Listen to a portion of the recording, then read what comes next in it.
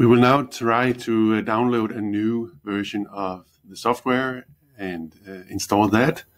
So start by pressing Help, Internet Resources, Videometer FTP download.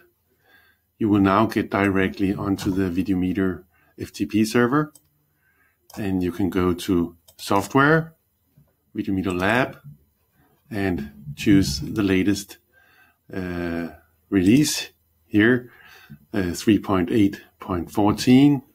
You can download that to your desktop. It